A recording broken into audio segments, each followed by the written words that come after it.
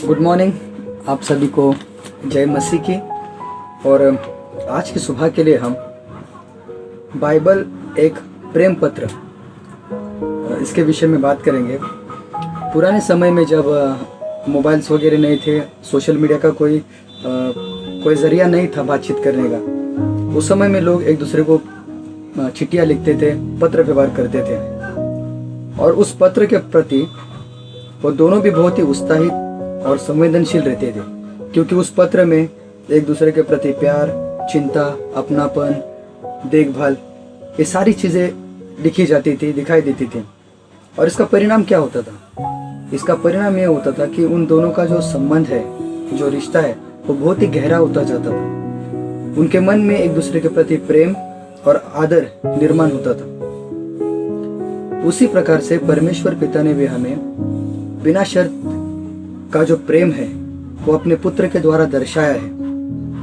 और परमेश्वर ने हमें एक सुंदर प्रेम पत्र दिया है, जिसमें प्रेम भी है, चिंता भी है, बलिदान भी है, त्याग भी है, अनंत काल की योजना भी है, सब कुछ उसमें है।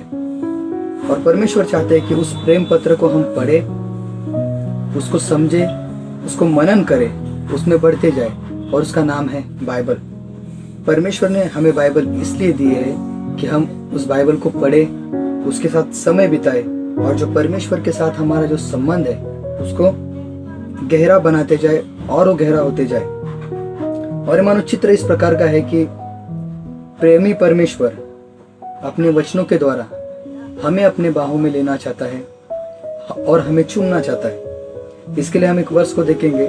श्रेष्ठ गीत का 1 अध्याय वचन 2 में इस प्रकार से लिखा है, तू मुझको अपने मुख के चुंगलों से ढक ले, क्योंकि तेरा प्रेम दाख मधु से भी उत्तम है। परमेश्वर का प्रेम दाख मधु से भी उत्तम है। और परमेश्वर उस प्रेम को बाइबल के द्वारा दर्शाते हैं।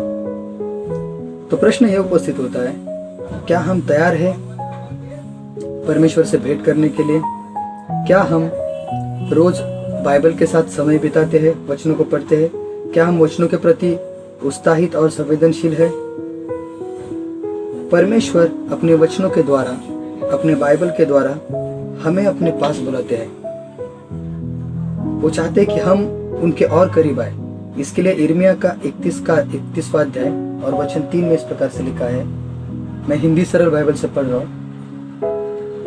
सुदूर देश में यहोवा उसके समक्ष प्रकट हुए। याहवेह ने उससे यह बात की, मैंने तुम्हें, मेरे लोगों को अनश्वर प्रेम से प्रेम किया, इसलिए मैंने तुम्हें अत्यंत प्रेम पूर्वक अपनी ओर आकर्षित किया है। परमेश्वर उसके वचनों के द्वारा हमें आकर्षित करते हैं, अपने पास बुलाते हैं। परमेश्वर हमें बाइबल के द्वारा, उनके प्रेम पत्र के द्वारा हमें उसे जानने का मौका देते हैं। क्या हमारे अंदर वो भूख है? क्या हम बाइबल के वचनों को एक प्रेम पत्र की तरह पढ़ते हैं? जिस प्रकार से मैंने बताया कि 2 प्रेमी या 2 लोग एक दूसरे को पत्र व्यवहार करते थे, उस प्रकार से परमेश्वर ने हमें बाइबल इसलिए दी है कि हम पढ़े, उसको समझे, ताकि हमारा जीवन परिवर्तन हो और हम परमेश्वर के प्रेम में और गहराई से बढ़ते जाए, उसको और जाने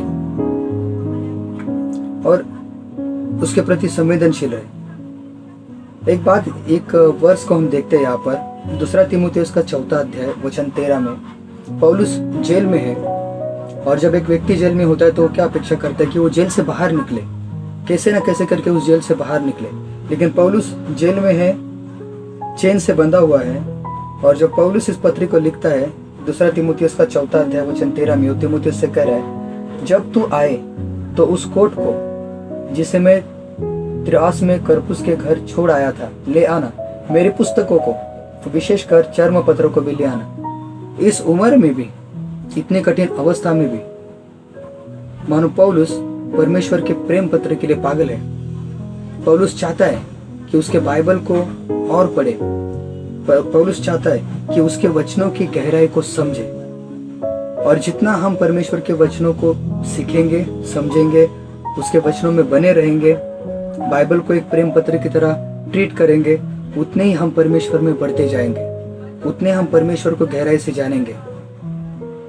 परमेश्वर का प्रेम हमें उसकी ओर आकर्षित करता रहेगा और हम परमेश्वर के प्रेम को लोगों की ओर दर्शाएंगे। तो आइए, जब भी हम अपने बाइबल को खोलें तो इस बात को याद रखें कि ये बाइबल नहीं है, ये परमेश्वर का लव लेटर है जो उन्होंने हमें दिया है, जो हमसे बहुत प्रेम करते हैं, बिना शर्त का प्रेम करते हैं। इस सुबह के समय परमेश्वर आपको आशीष करे। आमीन।